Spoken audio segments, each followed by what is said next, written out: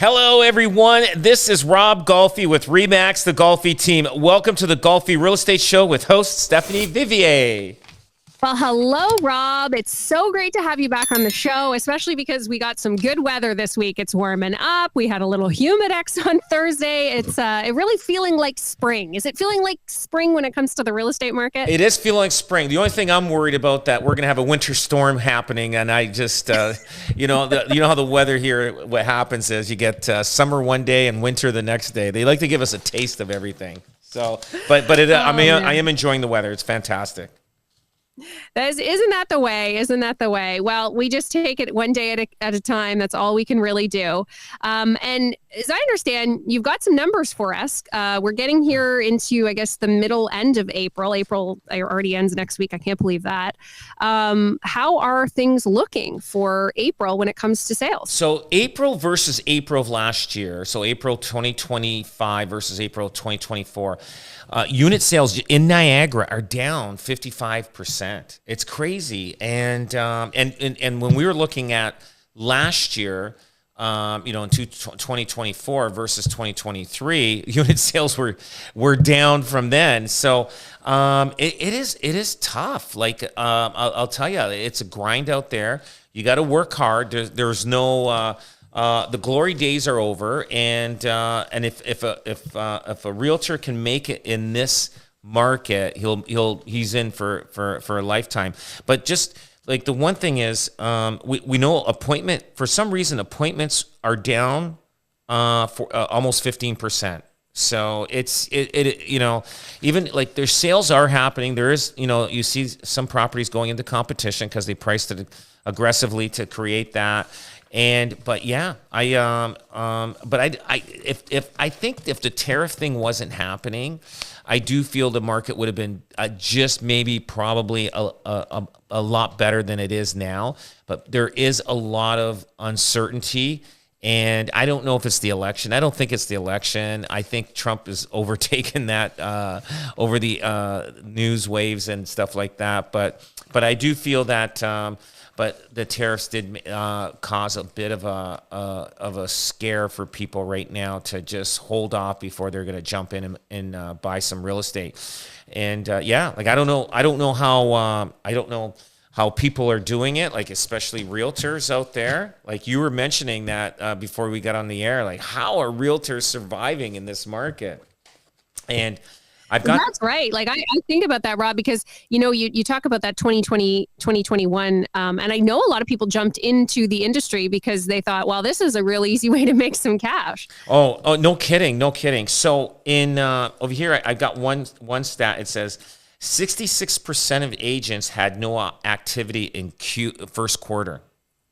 And wow, 66%. Yes, and that's 66% of this year in the first quarter had zero transactions, and 35% had no activity in 2024 in the first quarter. So you could tell this year is a little tougher. So now it shows in the first quarter, the almost 50. This is the Toronto Real Estate Board. There's 100,000 realtors in Ontario, but Toronto has about 74,000.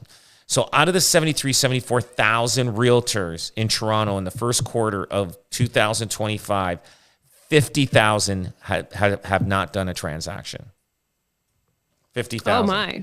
So in 2024, in the first quarter, 25,000 didn't do a transaction. So it's even worse this year of agents. So but there is a high turnover of realtors, and that happens in the Niagara board, the Hamilton board, the Kitchener-Waterloo, Barrie board.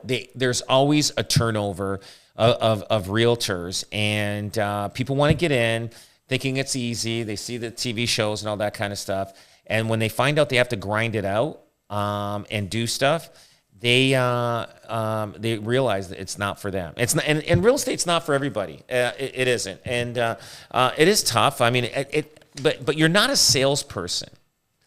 What this job is, you're not selling somebody. What you're doing is you're facilitating them and showing them homes and having knowledge about of the property and putting the deal together. That's not sales. What you need to do is you need to in this business is you need to get on the phones or meet people to generate business. That's where the sales part comes in. It's not working with a client. A client knows whether they want the house or not. You know what I mean? You like if I take you, Stephanie, and I go to I show you a house, and it could be anywhere in Southern Ontario, and you say to me, Rob, I really love this house. I want to put an offer in on this house. I say, no problem. Let me do my research. Let's see what the values are coming in the neighborhood, and let's negotiate a deal for you. And then my job is to negotiate a good deal for you, the terms, conditions, and price. Those are the key factors that my job is to do. And that's not selling. It's, you know what I mean? That's not the sales part. So everybody thinks you have to be a salesperson. You just got to be honest. You got to be ethical. If you're honest and ethical in this business, it's easy. You know what? And I see realtors out there, they always do unethical things. You go on the RICO site. You go on that site, you'll see a lot of realtors' names on there, what they've been try to do. And it's sad that they're trying to take shortcuts. It's sad that they're looking for their own benefit. And the one thing about these realtors, some of them are trying and it's not working out for them. But some of them are desperate, and they'll push you into buying something that you don't really want or need. And that's where you got to be very careful. And you don't want somebody that's going to push you, and all of a sudden now you're stuck in a contract. You got to close this deal, and you really didn't want it. And it could have been a friend, could have been a colleague, could have been a relative, because they've got no income, and this is their only source. And they're thinking, I got to get this deal done with my relative, my friend, or whatever. And they're going to push you into something that you don't want. And I've seen that happen so many times. And you got to be very careful. So when you hire a realtor, and if it's a family or friend, be very careful. You know what I mean? Because if they're ethical and they're honest and everything, great. You got a great realtor on your hands. But if they're desperate, be careful. Because they're gonna push you into something that and you're gonna start second guessing yourself, and when you regret buying it, dealing with them is after you've actually are stuck into a contract that you can't get out. You know, Rob, it's that's a really important piece that you said there about, the sales aspect. So that might be a red flag. Like if you feel that a realtor is is really selling you, it's more of like an advisory role, right? Because Rob, you're walking into all these houses and you don't really know anything about the house in terms of you've not lived there. It's your job as a realtor to really advise them on what could be happening or what couldn't be happening because of your experience that you have, and to advise them on steps that they should take or things that you should write into the deal to protect them, as opposed to, oh, wow, this house is so great, it's so perfect for you, and pushing them into it. That would be if we were going to do a list of realtor red flags, we should do a show on that one day, realtor red flags. That would be one, I think, for me. Absolutely. I've convinced people not to buy houses, and sometimes they pushed me into putting an offer in after they've regretted it. They said, Rob, I should have listened to you. And I told him, I said, listen, I got a feeling this property is not, I feel, and you can almost see tiny little things that could cause problems in the future on certain properties. It's really, really hard to explain, but when you're walking through a house, and I've been through thousands and thousands of homes. So, and I've owned and bought like a lot of homes myself. So I know what to look for. I know, and I've renovated and gutted and everything. So I've done the whole gamut. A lot of realtors haven't bought and renovated and gutted and did all different things. I've put additions on, I've gutted basements, I've gutted houses inside and out. I've put pools in, and I bought century homes. And I can get a sense of the cost or the problems you can have. The century homes you got to be very careful with. There's a lot of hidden secrets in behind those walls, and you have to kind of walk around. Even sometimes in some houses, these old houses, especially plaster lap. I'm walking around, and you'll see me kind of walking around and sliding my hand along the wall to see if there's any plaster that's like given away from the lath, right? And if there's a lot of that going on, you're gonna have to rip that room out eventually and put drywall, and some people do it cheaply and put drywall over top, and that's why sometimes you see the wall overlaps over the trim in some cases, which you can tell there's probably 1 or 2 layers of drywall on those walls.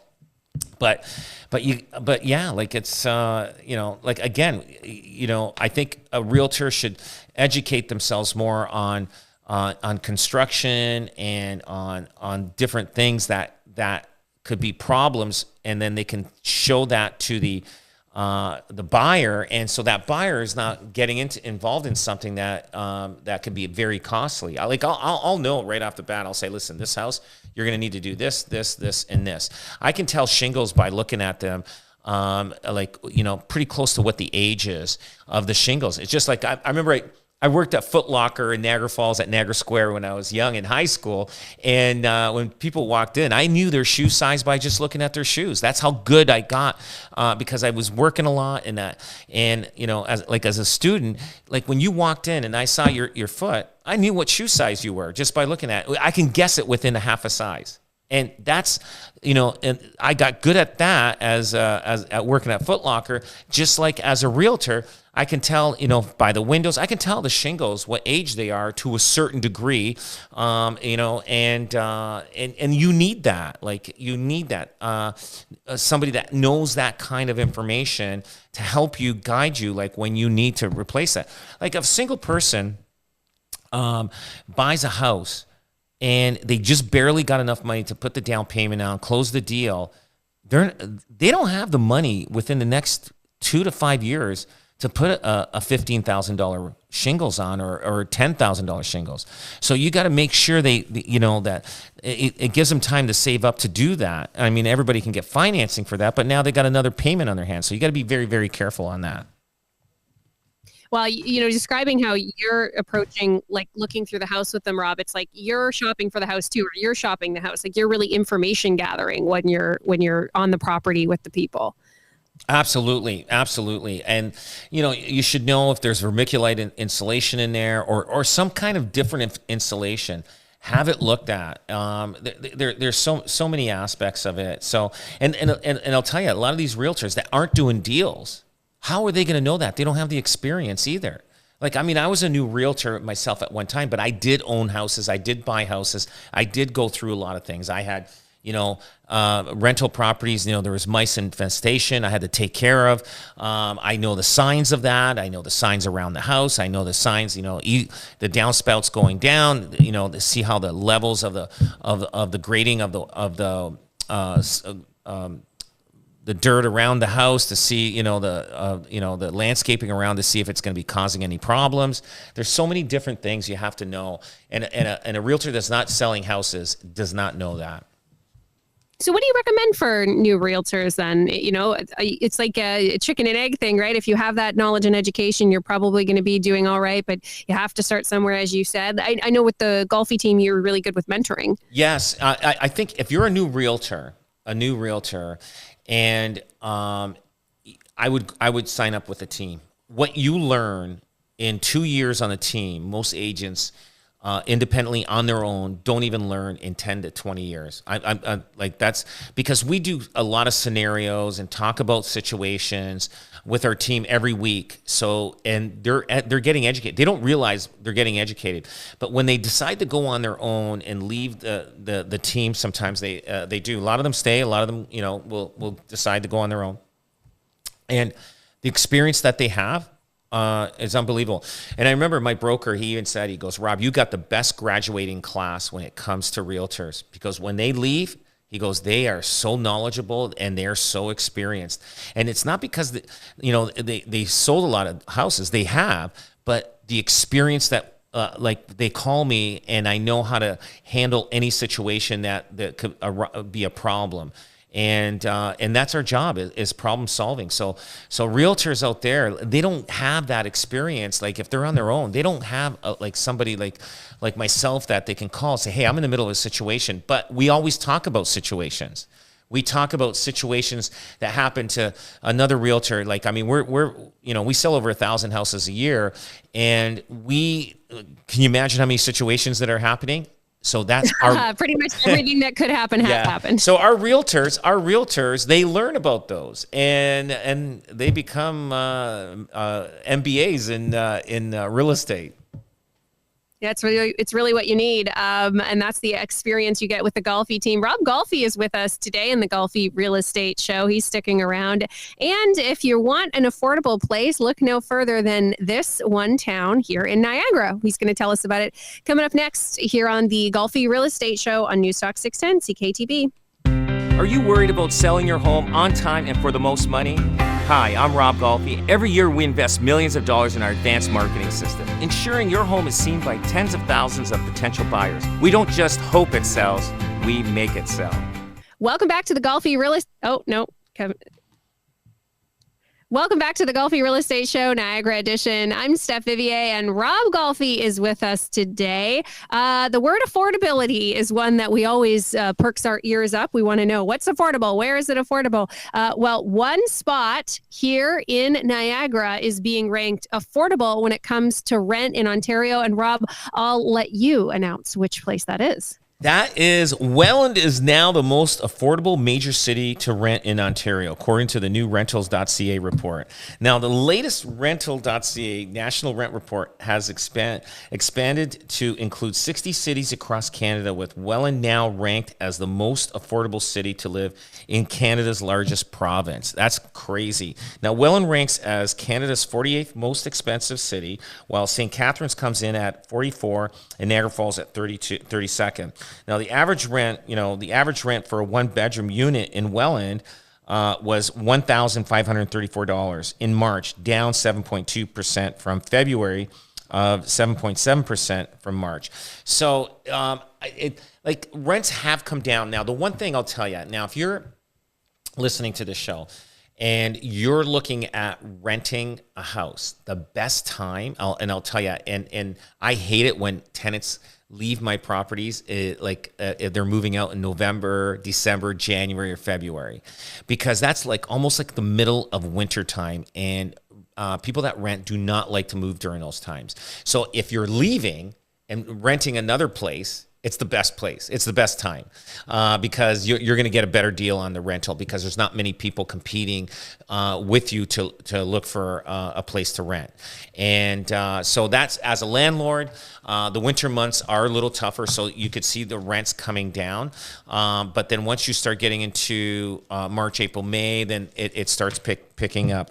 But the reason why I feel Welland is probably the most affordable city, it's off the beaten path when it comes to off the Queen Elizabeth Way. Like, you know what I mean? Like if you go right through, right Niagara Falls all the way to Toronto, all those little cities and towns that are along the highway there, they seem to populate, and more people want to move along there because people need to get to places, right? They need to go. And that's why I find that Welland is off the beaten path. Like just to get to the major highway, like the Queen Elizabeth Way, like let's say you have to travel to Toronto, it's that extra 25 minutes or 20 minutes that you have to go. And I don't even know, I know Niagara Falls to Toronto, I think it's about an hour drive with hardly any traffic. And I don't know what Welland would be. I would imagine, that's if you're driving probably 135, 40 kilometers an hour. But Welland is probably, I'd say it was about an hour and 20 minutes or more to go to Toronto. That I'm talking about clear traffic. I'm not talking about with traffic. So you're probably talking 2 hours with traffic from Welland to Toronto. And how does the affordability in Welland compare to St. Catharines and Niagara Falls? It is St. Catharines and Niagara Falls seem to be the cities that most people go to first. So you're going to get a little more activity there. So there's more competition. And I'm finding that a lot of the rentals in St. Catharines, Niagara Falls now, especially the bungalows, they're all being converted with basement apartments. And so now when you're looking for a rental, you got to read the remarks and say, is it the whole house, or is it just the upper floor or the basement? But St. Catharines, Niagara Falls seems to be like probably about 1% higher than Welland would be. Okay. All right. So yeah, it depends where you want to be geographically there. Is there anything Welland's been doing to make it more affordable there? Do they have more developments happening there? Have they been offering any kinds of incentives or anything like that? Yes, absolutely. Welland is actually picking up pretty good. It was kind of like a sleeper town, and I know there were some developers from Niagara that were building there, and they were probably surprised themselves they did as well as they did. Because a lot of people leaving the GTA that were retiring, moving to Welland, not the younger generation, but more of the older generation, people that didn't have to looking at retiring, not having to go anywhere. A lot of them were moving to Welland, but yeah, and I'll tell you, like if you look at the older, like not the new people moving into Welland, but the people. The older generation, or the people that grew up in Welland, there's that community. It's a pretty close knit community, and I know a lot of people in Welland, and it's pretty like it's a small community. I can't remember what the population is now. It wasn't, but it's less than Niagara Falls, less than St. Catharines, and I'm not. And then with the few high schools and everything. I'll tell you, it is a really good community, and people degrade Welland. Oh, you're from Welland. They degrade you. I'm telling you, if you live there and you were born and raised there, or you moved there when you're 20 and you're lived there for 30, 40 years, it is a good community. The people are good, and it's a close knit community, and it's surprising how nice it is. I know, like I said, I know a lot of people there. When I was going to high school, I grew up in Niagara Falls. I knew people from Welland, especially when we went over to the U.S. side. We called it over the river, crossing the Rainbow Bridge or even the Peace Bridge, going over to the clubs there, because I think drinking age back then was 18, and everybody was going over when they were 16. They allowed them, but anyway. but yeah, you got to know all the different people in different communities. I knew guys from Thorold, Welland, St. Catharines, all sorts. It was. You know what? That Niagara community is an awesome place to grow up in, to tell you the truth. So. Yeah, I think a lot of people have really discovered that, especially when, they'll leave and go to Toronto or go elsewhere for school and then want to come back and raise their families here. Oh, for sure. And it just depends where your job is. Like if you're younger and you work in the Niagara Peninsula, no problem. Welland is definitely one of the choices, and it's more affordable too. But if you have to go for long distance, usually they'll go to St. Catharines or Niagara Falls. Yeah, that highway accessibility. So I know a lot you give advice on the show for investors. So given that there is this affordability and people might start looking to Welland, is this a good place for investors to look from an investment perspective? Absolutely, because you can actually get a duplex or a triplex, and the rental income that comes in on that will cover all the expenses like mortgage, your taxes, your insurance, even heat and hydro. Like you can collect enough rent that will more than cover that, which makes a great investment. So you hang on to that for 5 to 10 years. You can resell it, and you made some equity in there, and you're good. Welland is great for real estate opportunity, especially for the first-time real estate investor. If he wants to get started, Welland is a great spot to get involved with that. And there's a lot of duplexes and triplexes. Right now, as a new investor, don't buy the single-family homes. It's hard for it to manage to get a return. To pay for the monthly expenses. Get the duplex, triplex, even fourplex if that comes up. Those, I'll tell you, You're going to make money, and like I say, house prices double every 10 years. You hang on to it for 10 years, get a management company to help you take care of it. If you're not, if you're worried about managing it, they will put the right tenants in there. They vet the tenants to make sure that they are who they are, and they get credit reports. And 10 years later, you're going to wake up one morning and say, wow, I bought this thing for $400,000. Now it's worth $900,000 or $800,000, and you've paid down 10 years of it, and so you paid down some equity, and plus you've doubled you've doubled equity. So all of a sudden you're walking away with a nice little nest egg for either for retirement or even buy something bigger and do something different with your investment property. Well, indeed. Okay, so it's affordable. Go to Welland, check it out. And Rob's rental maintenance company can help you out with that. Speaking of rental, Rob, you have a story of us that you brought us today, which has to do with the exchange of keys. Often, if you're getting into a new place or you're leaving, there'll be that meeting with the landlord to exchange keys. And this particular exchange ended up causing a 5-year dispute. What happened? Yeah, this was, I don't know, something happened here. Maybe the buyer bought this church, and he bought it a sight unseen. I guess, I'm not sure. Either he was going to tear down the building, who knows, whatever it was. And so the lawyer was one city, and the lawyer for the church was in a different city, and they were 2.5 hours apart. So normally before closing, the seller gives the keys or set of keys to his lawyer, and that lawyer couriers the keys to the other lawyer, and the lawyer holds on to those keys to make sure the deal closes. So I don't know what happened here. This was actually the dates were here. I can't remember if this was during COVID, June. No, it was right after COVID. So here's the problem.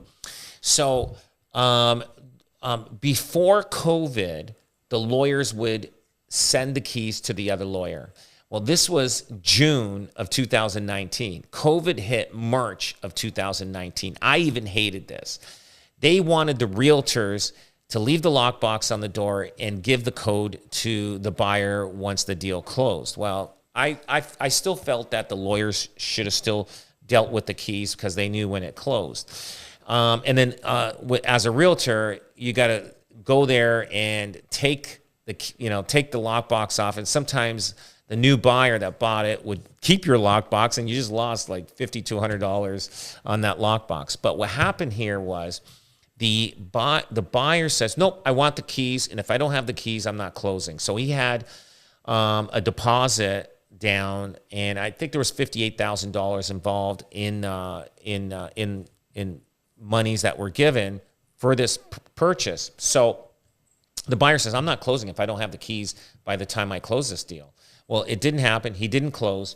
So the people that owned the church said, well, you know what? Like you're in breach. And he was in breach of the contract. So what happened was, the people that had the church had to resell the church.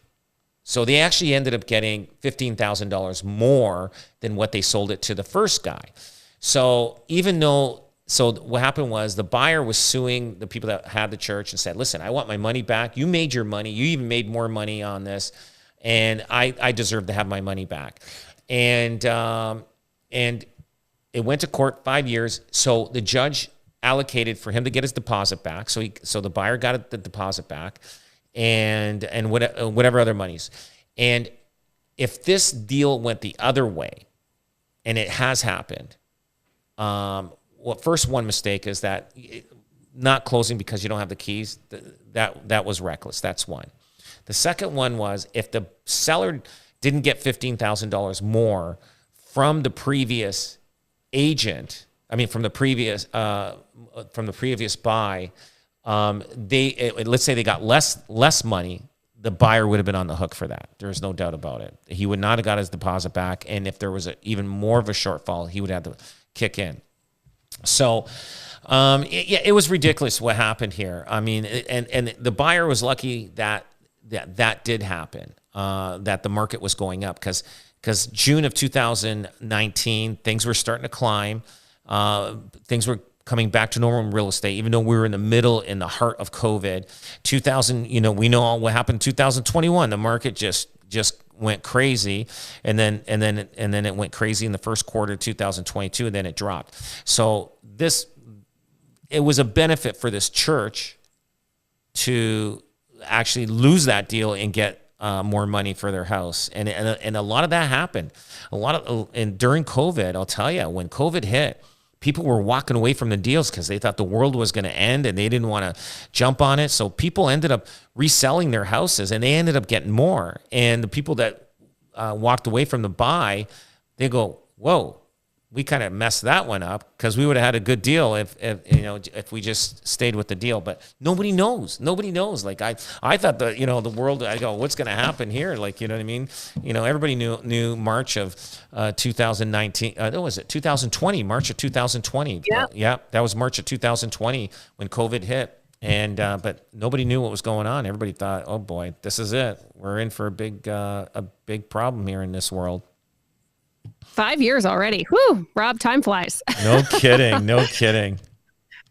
Rob Golfi is with us on the Golfi Real Estate Show, and he's going to stick around. You just never know what you're going to find in the basement of your new home. He's going to tell us a pretty interesting story about that coming up next. So stick around here on News Talk 610 CKTV. I know the importance of hiring the best agents. I'll take a photo of your house and post it on the World Wide Web. Next, our multi-million-dollar marketing system reaches tens of thousands of potential home buyers every day. Go to robgolfi.com and put the best team to work for you. Welcome back to the Golfi Real Estate Show. I'm Steph Vivier, and Rob Golfi is with us today, already having so many great conversations. Rob, and you always bring us the most interesting stories from around the world of real estate. And we're heading off now to Winnipeg, where a home buyer found something they didn't quite expect in the basement. What exactly did they find? Yeah, so after buying a house and then discovering mold throughout the basement, a Winnipeg man has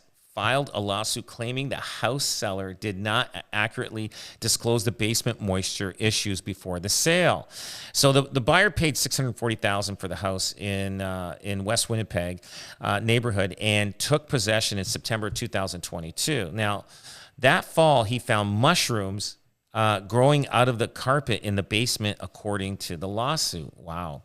Oh my God. That is pretty scary. Have you ever seen that, Rob? I know you've seen a lot. Have you ever seen actual mushrooms growing in the basement? I've never seen mushrooms, so it must have been pretty disgusting. So now, if there's mushrooms there, we'll get to that. But don't you think if you walk through the house, you would see it? I don't know, unless mushrooms grow within 2 months of closing. But in April of 2023, he discovered a deluge of water pouring into the basement from the window well, which happens a lot. So guys, you got to watch. Always look at the window wells, and also the leveling of the lawns when they're around there, just to make sure water's not overflowing in.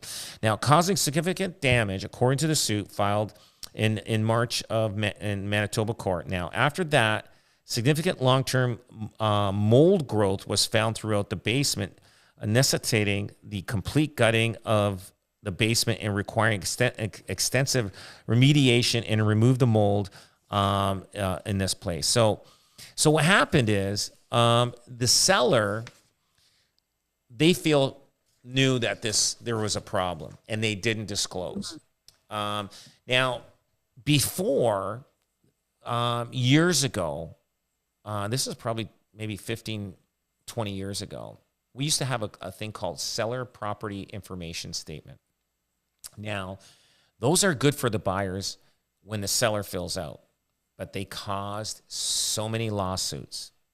So then what happened is everybody said, forget it. Nobody started filling them out anymore. They're good to have as a buyer. I'll tell you, I would want one if the seller will fill it out. Because it asks all the questions, if you had any problems with this, you had any problems with that, and they're signing it. They got initial on it. They got to initial and say, yes, no problems here. Yes, we've had problems. They're supposed to disclose the problem. So it makes a difference in whether you want to buy the house or not. But these people here, they knew there was a problem, and the sellers, and they did not disclose it. And they should have. Again, people, do not hide things. It'll be worse for you in the long run. If you've got a problem, fix it. If you got or if you have that problem, disclose it. I'll tell you, it's a lot cheaper to disclosing a problem than it is hiding it. And then all of a sudden you get a letter in the mail from a lawyer and he's going to tell you, you need to, you're in court now. So you're going to pay lawyers, you're going to defend yourself. And if it's that noticeable, they're going to find it. Now, and I'll tell you, there should have been an inspection done on this. I don't know if the inspection didn't see it. Sometimes they have meter readings that read moisture. Now, I'll tell you one case. There was a case where there was a house, and this was in Stony Creek, Ontario, and I could tell from the patio in the backyard that was a concrete patio backing against the house was more slanted in towards the house.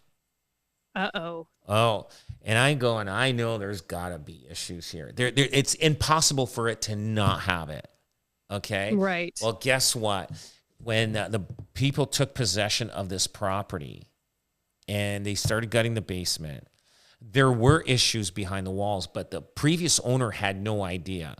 It did go to court, and it did show that the previous owners did not know about it. Because there was no signs of mold or whatever. So it wasn't like water was streaming in, but there was moisture.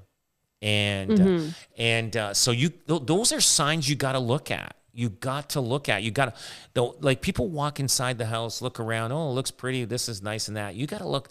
You got to walk in the basement. Look at the utility room. You got to look at all the corners of the house. You got to look at the downspouts on the outside. You got to look at the grading of the property around it. You got to look at everything. But there are so many cases of water coming in over the window well. Now, years ago, like we're talking 30, 40 years ago, stuff like this happened. You just got stuck with it. You had to deal with it. There wasn't anything that people did. Nobody did anything years ago. Now people, over time, people got fed up and say, hey, no, you're responsible for this. And you should have disclosed it. Otherwise I wouldn't have bought the house. And so again, you got to be careful. Be very, very careful as a seller. Ask a lot of questions. Get the right inspector as a buyer. Find somebody that's done well. And you know what the best way to do is, like, realtors give like 3 or 4 different home inspectors that are in the system, right? And good home inspectors, good. We don't refer just one. We just say, hey, here's 4 or 5 of them. You pick the one you want. But sometimes it's just good to pick the one you want yourself on your own, or even pick one out of town. Have him come down. Say he's got no relations with any realtors whatsoever. Boom, and have him come out and do the home inspection for you, and tell him, listen, I really need to know this property because I can't afford to even fix anything if there's a problem for at least a couple years, because I'm going to play catch up on my on saving money. But yeah, there's a lot of these cases like this. There's a lot, so you got to be very careful. As a seller, some people are going to know more about houses and know more about other things. Rob, that's just the factor. I'm sure you've met a lot of people that own homes that know zero about them. Should you be proactive and have someone, maybe the realtor, or maybe get your own home inspection to just have a look around at things? You mentioned that concrete guy, the guy with the concrete porch. He might not have noticed it because he lived there and he's, not putting 2 and 2 together. But it does open you up for some liability there, because I do believe people sometimes just don't notice these things. They don't. And usually I'll go in and I'll tell him, listen, here are some of the things that I see. Your home inspector is going to tell you this. So I'll educate him on that. And then I go, it's the structural that he's going to look at. The wiring, the structural, and the plumbing, that's his job to do. But whatever I can see, I'll tell him. So sometimes it makes the deal easier, because when somebody has a home inspector looking at their property, looking at the property they're looking at buying, and the home inspector says, the windows, they need some caulking, but you're good. They're vinyl windows. If they're wood windows, you're definitely going to have to replace them. I would say that. And so what happens is when the buyer's going through with the home inspector, Rob did tell me that, these windows are going to need to be replaced. Rob did tell me that the shingles, they look like that could be, you got another 10 years left on them. Rob did tell me that, the furnace, the furnaces today, you get 15 years out of it. The way old ones, you used to get the old 30 years out of the furnaces. And so I go through that with them so they have an understanding. So when the home inspector is walking through, they go, oh, yeah, no, I know about that. Yeah, Rob was saying something like that, Rob. It's the stuff that, I don't have the equipment or tools for that the home inspector is going to show them. I don't carry a ladder with me all the time, but the attic is important. That's very important in checking things. And sometimes it's, as a realtor, sometimes it's good to, not everybody has a ladder in their trunk, but if you are putting an offer on the house, sometimes it's just good to have a peek in the attic before you put the offer in, because instead of going through all your conditions and everything like that, I had a house one time, oh my God, there was a big raccoon nest in the attic. Like you have no idea how many garbage bag full that they had to get out of there with this nest. Like I don't know how long. I don't know how long these raccoons were living there. I'm just surprised that it got as far as it did. Wouldn't you think you hear raccoons? They like roaming around at night. But I said, guys, you got to clean that up. And I get somebody to clean that up. Otherwise, you're going to have an inspector come in here and they're going to be face to face with a raccoon, and it's going to be not good. So, but no, they may be cute, but they are not friendly. no, they're not friendly. They can get pretty ugly, and they got sharp claws. So you don't want to be face to face with a raccoon. Otherwise, you're going to come out scratched all over your face. But you do find things like that, and I don't know. I can't remember if I remember these people. They were moving to Dubai, and I can't remember if they knew there was raccoons in their thing. I think they did. They said we have to get this done, and so they had a professional come in and clear it out. And I says, and find the spot where these raccoons were coming and going. And you'd be surprised, these raccoons, they can squeeze into a small little area. You know what I mean? Like it's, we as adults have a hard time just going through a window, but these raccoons, they can go through something super small. And but you gotta disclose it, disclose everything. All right. So this is for our Hamilton listeners. There is a new Hamilton storm water fee coming your way in April 2026, so next year. But the city is offering some incentives so you can offset the costs. So break this down for us, Rob. What is this new fee? And what is it meant to do? So they're adding it's called, the city is offering residents incentives to offset costs for a long debated stormwater fee. So they're going to charge, I think, $201 a stormwater fee. Now, if you have your runoff going into a barrel, for planting, for your flowers and stuff, they'll give you a bit of a rebate or discount off your taxes. I don't know. They just keep charging. Instead of upping the taxes like 3-4%, they're charging everybody $201. And I'm sure it's going to be tough to explain. Well, listen, I have runoff here, and I don't, it doesn't go into the ground. I don't know what they're doing. Like, this is just another tax. The bigger the house, the more they're going to tax you, I guess. Or it's just, I guess it's approved and it's ready to go. So everybody's, you think about it. There's probably 50,000 homes. No, there's probably 100,000 homes in Hamilton. $200 times that. What does that equal to? Lots of money. It'll just, they're just more money they need just to pay off debt, because maybe the management is not doing too good on it, and they need to bring more taxes in. It's just like in Niagara, slowly they're just going to keep upping the taxes to a point where people are going to have to walk away from their houses because everything's getting too expensive, from the groceries to the mortgage to the taxes. Everything is just getting tougher and tougher out there for the average Canadian to afford anything. Yeah, well, we just went through, I know Hamilton had their empty home tax. People had to claim if their house was empty. I know that's something that Toronto started. So I wonder if we're going to see something like that happening here in Niagara, where you have to basically go on a website and certify that your home isn't empty. They're finding creative ways to collect that money. Oh, yeah. Yeah.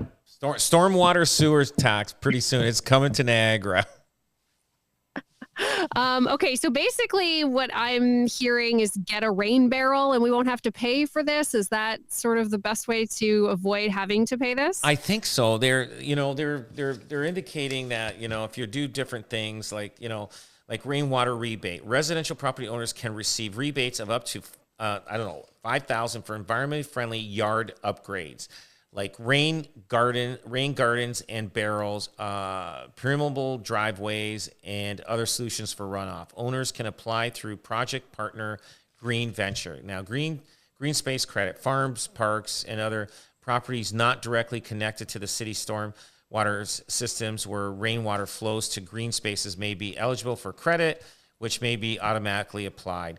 So I guess they just don't want as much water going into the sewers because the infrastructure can't handle it.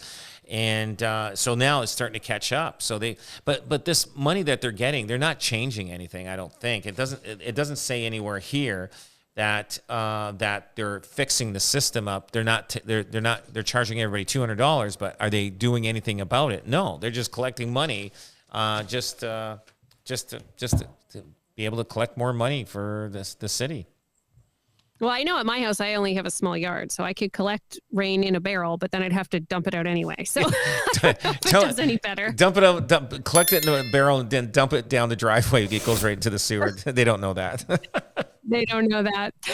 There's always a way. If you want to get a hold of the Golfi team, you can give them a call, 905-641-0308. Check them out online as well, robgolfi.com. That's Rob, Golfi.com. Rob, always a pleasure. Thank you so much for your time. Thank you so much. And this has been the Golfi Real Estate Show here on News Talk 610 CKTB.